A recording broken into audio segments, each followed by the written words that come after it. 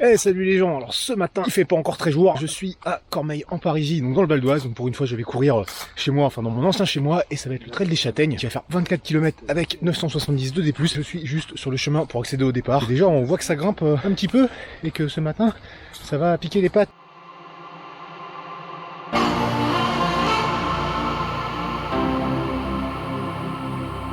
Je viens de rentrer dans le fort de Cormeilles qui va être, je crois, le lieu de départ, le lieu d'arrivée. On va y passer pendant la course, il y aura des petits passages souterrains. D'ailleurs, on verra que pendant la course, on va devoir courir avec la frontale.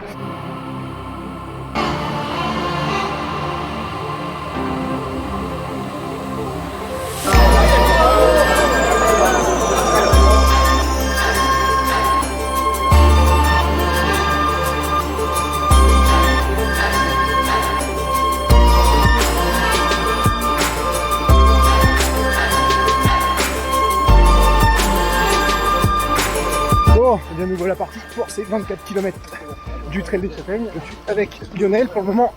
Il y a aussi Vincent de Discover Run qui est derrière. Et ça commence bien ce petit départ dans le fort là, très sympa.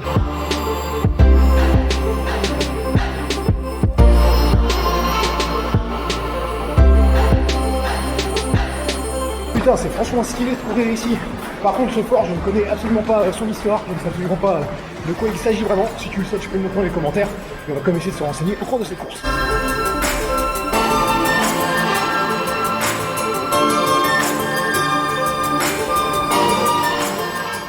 Bon, eh bien je pense que nous allons quitter le fort de Cormeilles pendant quelques temps. Parce qu'on a fait quoi, 2 km sur 24. Et normalement le fort on ne le revoit qu'à la fin. Voilà, il y a bien un moment où à force de descendre, va falloir que ça monte hein. Bah voilà, on a retrouvé Vincent. Maintenant que ça grimpe et qu'on peut calmer un petit peu le rythme, parce qu'on est des gros feignants, ça va de retrouver des copains. Oh, ça y est, ça chauffe les pattes hein.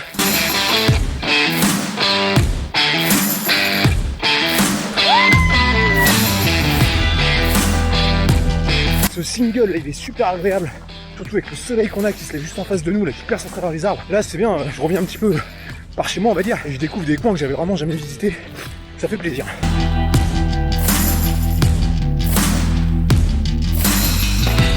Profitons de cette petite montée pour un instant calme et ravitaillant.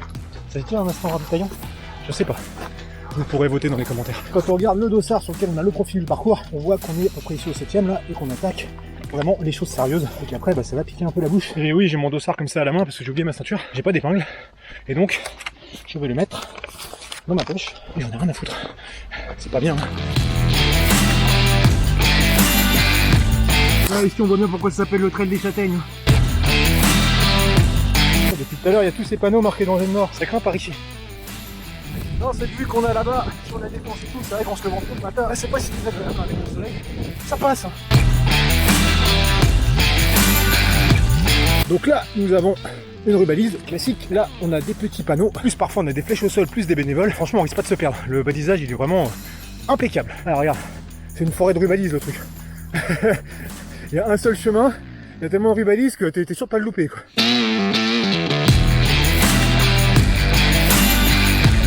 Bon bah voilà, nous sommes à la moitié de ce trail des Châtaignes. Donc un bon 12 km en 1h25 environ. Tu sais combien on a fait de D+, Lionel? 342. Voilà, donc on a la moitié avec 342 de D+, sur 970. Comment te dire que les 12 prochains kilomètres risquent de grimper sec.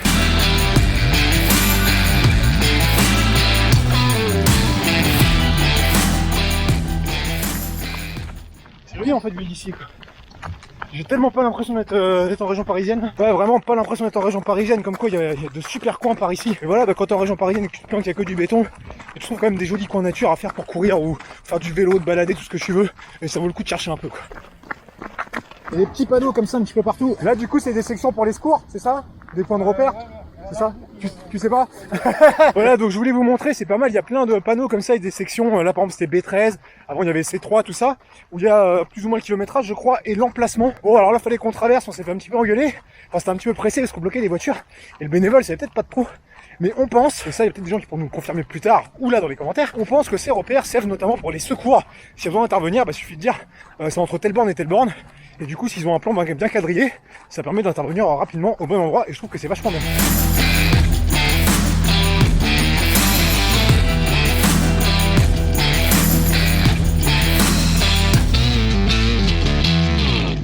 Putain, mais regarde ça. Ils nous avaient annoncé qu'on pouvait que boire, mais en fait on peut manger, mais bien quoi. Saucisson au chocolat, bah voilà. Ah, voilà. Tu vois, ça c'est la vie. Allez, on va repartir du ravitaillement quand même parce que ça fait un bout de temps qu'on y est. Il faut dire que pour un ravitaillement qui était marqué liquide uniquement, je trouve qu'il était quand même très solide. Et même très bien solide avec des choses quand même très bien, genre du saucisson, il y avait du muesli, alors là il manquait presque des bols, du lait ou du fromage blanc ou je sais pas quoi, du chocolat, il y avait des barres de céréales, il y avait des gâteaux, il y avait des fruits, il y avait de l'eau gazeuse. Enfin c'est... voilà. Seul truc c'est que je sais pas si on avait reçu un mail récap qui était super bien. Je suis pas sûr que c'était marqué qu'il fallait prendre un gobelet. Bon, moi j'ai toujours le mien, mais j'ai vu des gens qui avaient l'air d'être déçus de pas en avoir. Apparemment c'est dans le règlement, mais comme personne ne lit le règlement. Voilà. Ouais, là ça repart sec après le ravito hein, pour la digestion. C'est impeccable ça. Ah oui, il avait pas cette vidéo, bah, j'ai fait un essai et je ne sais absolument pas du tout ce que ça va donner pour le montage. Je me rajoute de petites difficultés. Je ne dis pas ce que c'est, je m'en parle dans les commentaires si je suis à trouver et on verra si quelqu'un s'en rend compte. Peut-être que d'ailleurs ça va pas le faire du tout, auquel cas tout le monde va s'en rendre compte. Mais voilà, on en discute juste en dessous.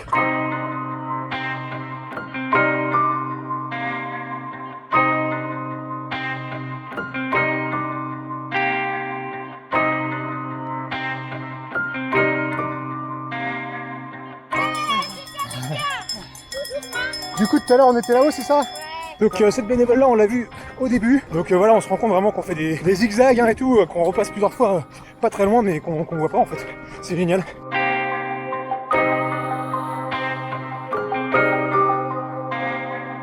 Alors là vous allez pas le voir sur l'image mais on voit à travers les arbres les mecs qui sont avec une corde là-haut.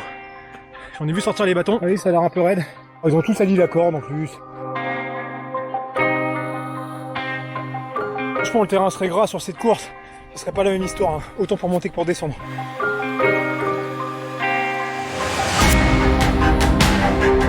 Voilà, donc ce genre de descente, faut vraiment essayer de laisser couler. Plus tu laisses ton pied posé au sol, plus t'as de temps de contact au sol, plus t'as de chances que ça dérape. Alors que si tu traces, et bah tu tombes pas. Ou tu tombes et tu voles et t'arrives plus vite en bas. Mais si tu tombes en allant doucement, tu fais moins mal, faut choisir.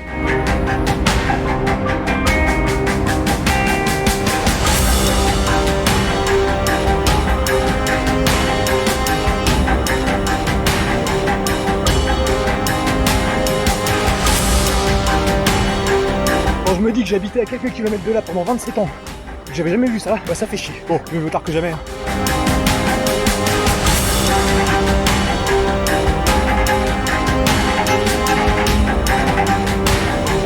Par contre, là, c'est intelligent ce qu'ils ont fait avec la corde. C'est bien, ils ont accroché la corde sur les arbres là. C'est juste rambarde en fait, c'est top.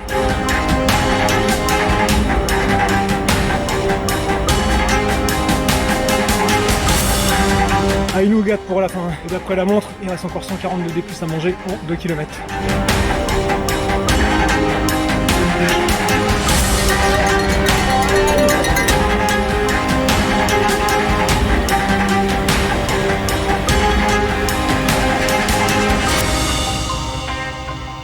Donc nous revoilà dans le fort de Cormeilles, on est passé pas très loin de l'arrivée, mais on fait un détour. C'est magnifique avec les feuilles mortes qui tombent. Il y a une ambiance ici. Franchement, l'ambiance dans le fort, elle est dingue. Juste pour ça, faut venir, quoi.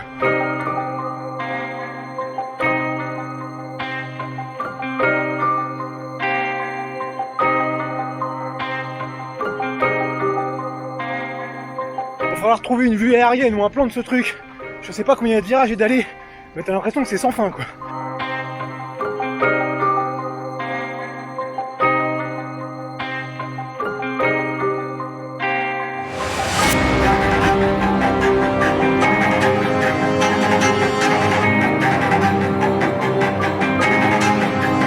Faudra ramper un moment. Quoi? Et il y aura de l'eau, il faudra être en apnée. Ah bah c'est cool. Allez, on envoie la frontale et on y va. Mais ça sent vieux. Ah, c'est top de pouvoir courir là-dedans là. Bon, je m'attendais à un truc où on voit vraiment rien. Il y a quand même de l'éclairage par endroits, il y a peu d'endroits vraiment dans le noir.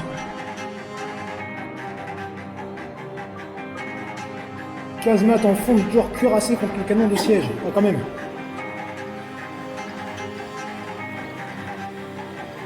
L'arrivée elle est là mais ça s'arrête jamais.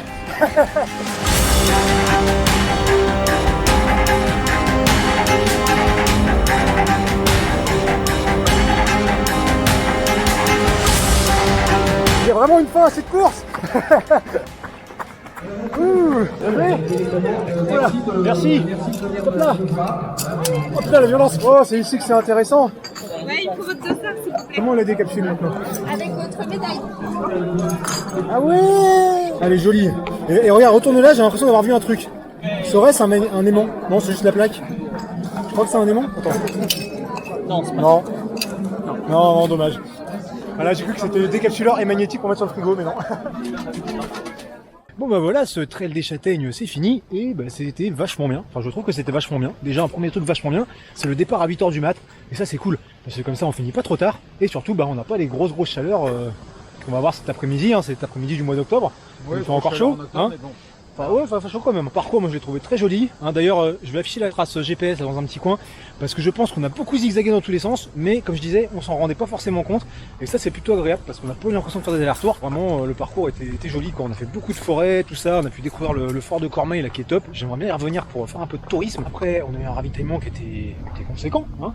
Ouais. Donc, ils avaient dit que du liquide et vraiment de quoi bouffer. Le parcours bah quand même de quoi se casser les pattes. Un petit peu, pas hyper technique au niveau du sol, mais avec quand même des trucs bien raides à monter, à descendre, et ça va que c'était pas gras. Et puis bah par contre à la fin ça tourne un petit peu en rond, tu te dis putain c'est jamais fini, mais c'est cool de pouvoir voir un petit peu l'intérieur du fort de Cormeilles. Et puis bah une fois passé l'arrivée, franchement une très jolie médaille qui décapsule, avec la bière à décapsuler, le gobelet pour mettre la bière, un beau ravito, enfin tout ça, moi je trouve que c'était bien. Vous avez pensé quoi? Ouais, c'était bien. Bon, toi t'es complètement défait de toute façon là, mais. Non, mais ça y est, je suis T'es remis? Ouais, je suis revenu, on peut repartir. Bon c'était cool, donc c'est pas très cher en plus, hein, c'était quoi 20-25 euros c'est ça? Ouais, je sais plus. Truc comme ça, hein, je vais rafficher ça dans un coin de l'écran. Donc franchement, voilà. Petite course bien sympa à faire dans le Val d'Oise, la Cormeilles en Parisie, un petit coin à découvrir là pour un mois d'octobre, donc date à noter. Et à noter aussi que l'organisateur il fait aussi le Maxi-Cross de Bouffémont, qui lui est en janvier, il paraît que ça casse bien les pattes aussi et que c'est bien gras. Mais voilà, si c'est aussi bien organisé que ça, franchement ça doit être cool.